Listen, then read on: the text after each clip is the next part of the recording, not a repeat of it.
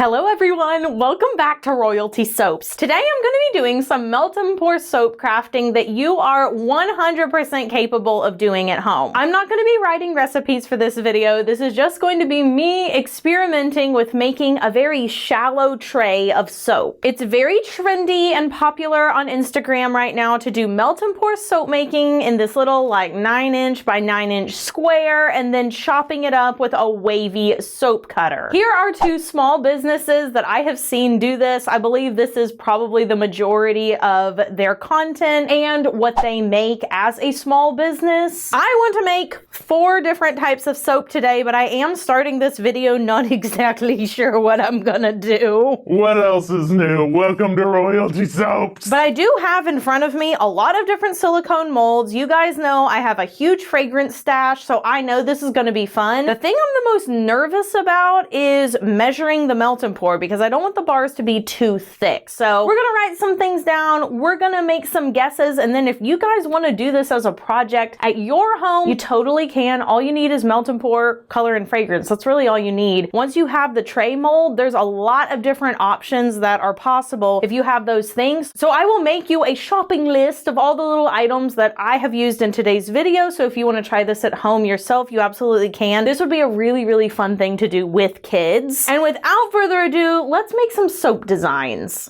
Admittedly, there are a lot of different ways for you to come up with a soap design, especially for a melt and pour. Some of the ones that I like to use are picking out my embed mold first and basing everything around that, picking my fragrance oil first, basing everything around that, getting a collective theme together. Maybe that's a seasonal theme, maybe it's inspired by pop culture, and then adding in your embeds and fragrances there, or maybe even you want to pick a color. You have a color scheme you want to do and you make everything fit there. I am making 4 different soaps today, and I'm not that interested in a cohesive theme because I'm not making this a sellable collection. For me, my #1 goal today is variety. I want to have a lot of different colors. I want to do different types of pours. I want to do some with embeds, some without embeds, and so I'm going to start with something I know I want to do, which is a galaxy design. Now, people may say that galaxy is out, but I'm telling you, based on my Instagram feed, based on Pinterest,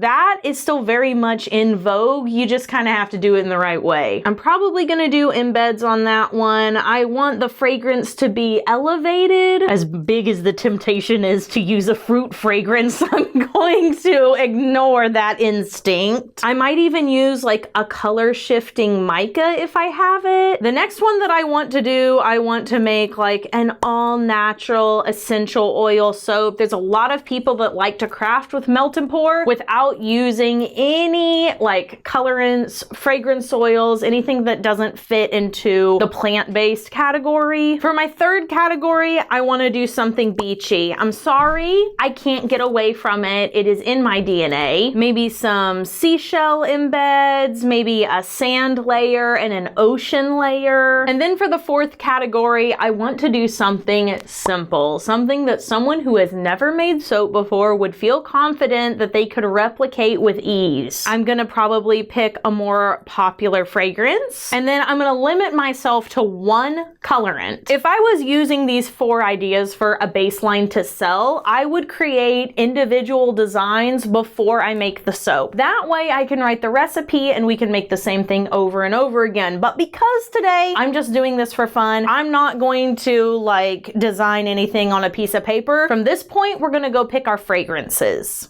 For soap #1, we're going to be using yuzu blossoms and hinoki. This is from Makesy. I think this is going to pair really well with the celestial theme. It's a good blend of fruit and floral that smells extremely elevated and bougie. For the essential oil soap, we're going to use orange mid-season 5-fold essential oil from Nature's Garden. For the beachy soap, I'm going to use sea moss. This is from Village Craft and Candle. oil. It smells incredibly fresh, very ozonic. It is perfect. And then for our super beginner friendly soap, we're going to use one of my favorites from Nature's Garden, Nectarine and Mint. This is the most affordable option for those of y'all who may be doing this for the first time. And now that I have my fragrances picked, it's time to prep the embeds. I have a big old box here, and we're just going to pour those rather quickly because this is already going to be a long video, I can tell. I need embeds for our soap number 1, the Galaxy soap, and our soap number 3, the Beachy soap.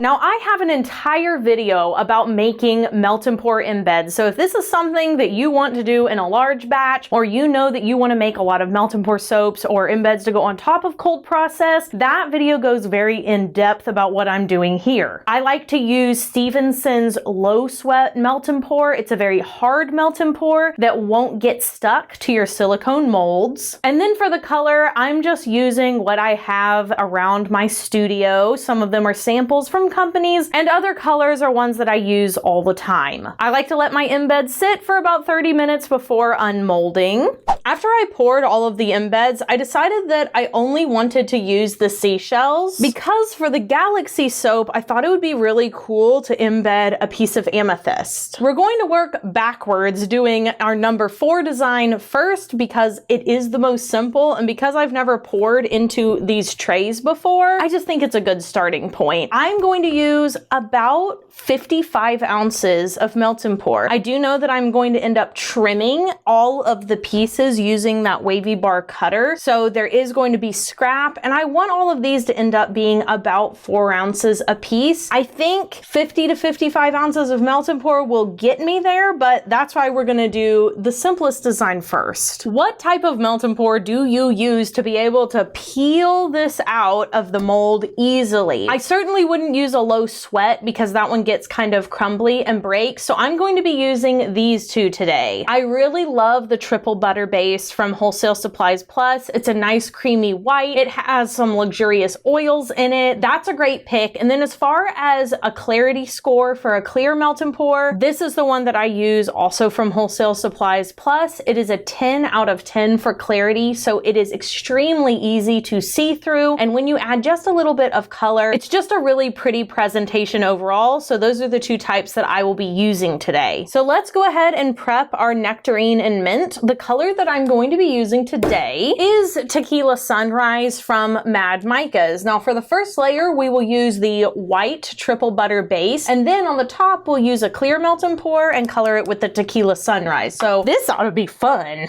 The first step for the soap slab was cutting up the melt and pour. And let me tell you, I don't know why it's packaged this way, but this is one of the most inconvenient ways to have to cut up melt and pour. The bag always gets stuck in the block. You just have to be careful about how you do it. I ended up measuring out 30 ounces, melting it down, and then adding 0.9 ounces of the Nectarine and Mint fragrance. That is 3% of my total melt and pour soap base weight, which is the percentage I like to use if the fragrance oil allows for it. Like I said before, I didn't add any color to this first layer. I just poured it straight in, and then I let the layer sit and set up for 30 minutes. It was quite warm when I poured it in, and I wanted to make sure that the next layer didn't puncture and break through. For the next layer, I had to cut up the melt and pour just like before. I melted down 30 ounces, and then I added 1/4 of a teaspoon of the Tequila Sunrise Orange Mica. I thought that came out super pretty. I added another 0.9 grams of the Nectarine and Mint fragrance, mixed it all up, poured it all in, spritzed the top, and then let that entire batch sit for 2 hours before cutting. It has been 2 hours, and now it's time for the moment of truth. Can I cut this into 12 bars?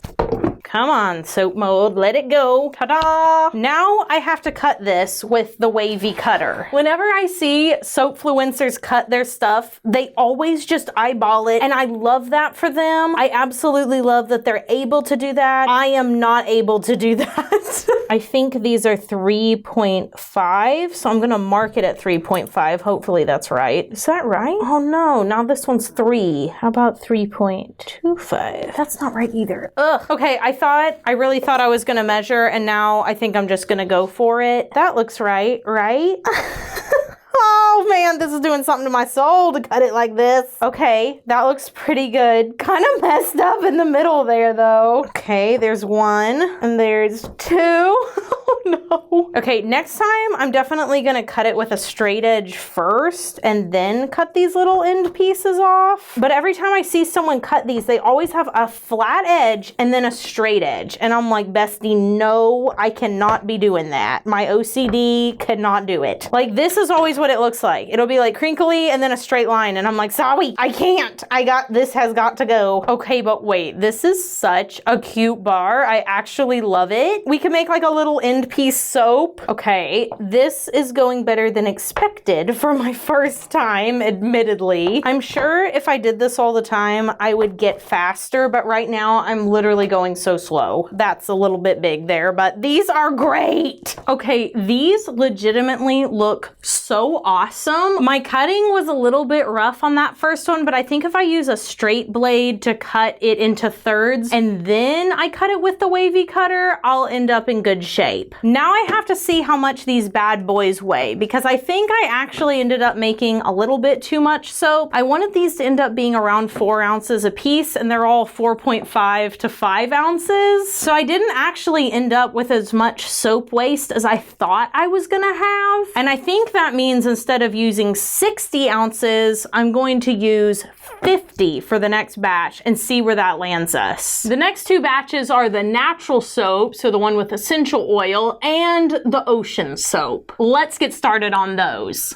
I actually ended up prioritizing the seashell soap first because, hi, have you met me? I felt like mixing a blue color for the ocean and a sand color would be the right move, and I'm really happy with how that swirl turned out. For the final layer, I had intended on doing 10 ounces of a clear coat so that I could put the seashells on top, but what ended up happening was that the clear coat melted through, ended up swirling the bottom two layers together even more. I should have waited for the bottom layers to set up past 100 degrees, but because I didn't do that, I let the soap set up completely. I took a heat gun, I melted the top just a little bit, and essentially glued the embeds on. Okay, admittedly, there was a better way to put these on the top, but hey, I'm testing this out, so you don't have to. I actually like the way the clear on top sort of mixed up the blue and the sandy color, but what I would have done is just wait a little longer and place these in on the top. It needs to be cooler than 100 degrees. So if you take your temp gun and you shoot the top and it says more than 100,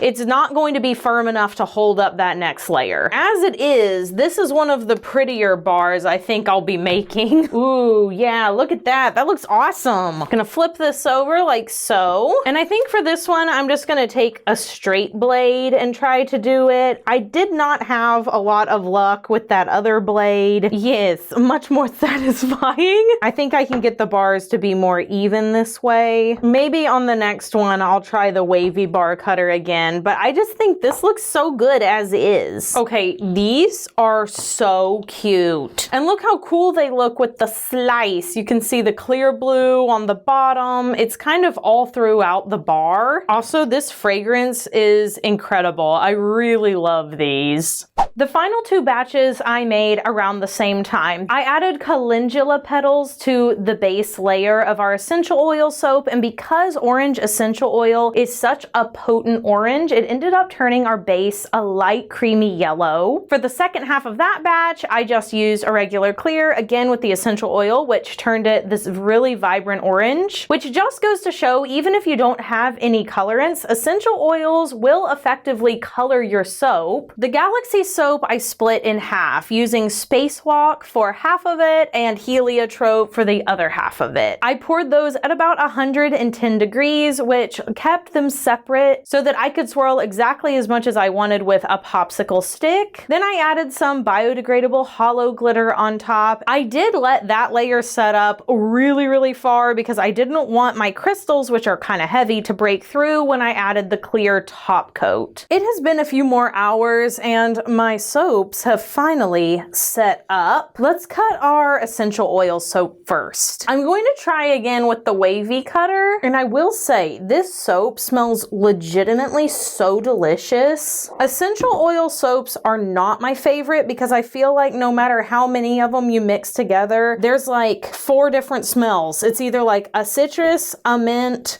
an herbaceous smell, or a lavender, and like that's what I'm getting out of it every time. But the orange really showed up in this smell. Also, I kind of like having this as being the top. Maybe we should cut it this way. I'm going to try to go a little faster this time because I also think, wait, did I just cut it right in the wrong spot? I did. Okay, I know. I can finish cutting right here. So I can cut it in half. Then I can turn it this way and I can cut it like, okay, well there goes my wavy cutter idea. I can just cut it like this and then like this. Okay, now I'll use the wavy cutter and then cut these in half. I feel like that's right. Yeah, okay, it's working. Also, look how cute. Cute.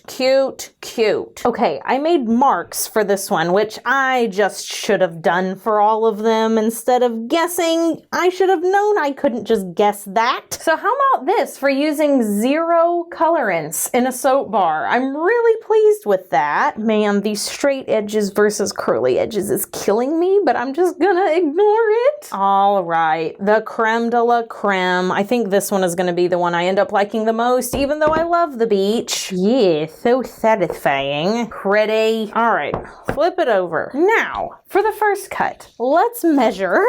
Also, just going to clean up the edges real quick. I see people do this in videos all the time. I don't know how much good it's actually doing, especially if you end up cutting off that edge anyway, but it looks good. For this initial cut, I'm just gonna use a knife. Oh, that was so much easier. Katie, you big goose, you should have done that the first time. Yes. Look how cutie with the little gem embeds. Okay, I kind of love it. Look at the swirl on the inside and the back. Please. That was definitely the best cutting experience, though I will say it is still really hard for me to get these to be even. I know some of them are probably ½ an ounce bigger than the others. Sounds like a personal problem. Well, it is a personal problem. I'm just letting you know. So what did we learn today? Well, I can definitely see why these are so TikTok and Instagram famous. They're easy to make, they're super customizable, and you don't need a lot of raw materials to get started. While I'm not looking to add yet another type of soap to my web store, this would pretty much be the #1 way I would suggest you get started. It's a beautiful first foray into soap making at large. As I said in the intro, I ended up using the premium clear and the triple butter base, but if you want some other luxury additives in the soap base that you use, like goat milk, aloe vera, etc., Wholesale Supplies Plus, Brambleberry, and many other suppliers online carry a variety of melt and pour soap bases, and I promise you can find something that suits your specific preferences. As a final note, how would I package something like this? Well, if you've ever made glycerin soap before, you know that once it gets exposed to the air, especially if the air has a lot of water in it, you have lots of humidity, they do sweat. I left some of them out for 24 hours and they were already starting to get the little glycerin beads on top. So the way that you would package these would be to, one, if you're going for the more budget-friendly option, you can take saran wrap and wrap them well, kind of collect it on the back of your soap bar so that you have a nice smooth top, or you can shrink wrap them. I have a whole video about shrink wrapping, but it's a very cost-effective way to keep the air out. You do have to seal these. They cannot be sold in like craft soap boxes. They can't be sold naked like this. They have to be covered in something that will keep the air away from them. I do recommend actually shrink wrapping them if you're going to sell them. When you place them in like a little baggie, whether it's like one of the biofilm bags that people like to use or just a regular shrink bag, and then you don't shrink it, it it just jostles about in there during transit, and people end up with a soap that looks really smeary and messy and not professional. So that is how I would wrap them. I would make sure that it has all of the necessary labeling. You can find out more about that by visiting Marie Gale's website or the Handcrafted Soap and Cosmetic Guild website. They will tell you all about soap labeling, and if you're in the United States, it really isn't that difficult. You can get labels from Online Labels, and there you go. That's kind of how you get started with melt and pour soap making like this. I actually had so much fun today. It was great to get to try the different techniques, different fragrances, different additives. The rocks and the soaps with the embeds on them actually stayed really, really well. And I think what I'll probably end up doing is packaging these up and labeling like I normally would, but I will just give them as free gifts and samples into orders that are already being made at royaltysoaps.com. If you want to shop over there, well, from this video onward, I guess it's possible that one of these might end up for free in your order. Have an absolutely royal day. I hope you enjoyed this viral TikTok soap making video. I have been working on some really cool candles in the background that I think you guys will find very fun. There's a lot of viral candle making, specifically dessert themed candles. I'm working on some other little fun videos that are soap making, but it's not the same old, soap making video over and over again. If you want to subscribe, we're trying to hit 1 million. I don't know if we'll actually end up doing that, but it's fun to say. Have an absolutely royal day. Do something fun for yourself today, like, I don't know, making some soap using some quality melt and pour soap bases, or maybe you just want to support another small shop. Again, I have the ones that I featured in today's video linked down below. I don't really care what you do, just do something for you. I'll see you in the next video. Bye for now.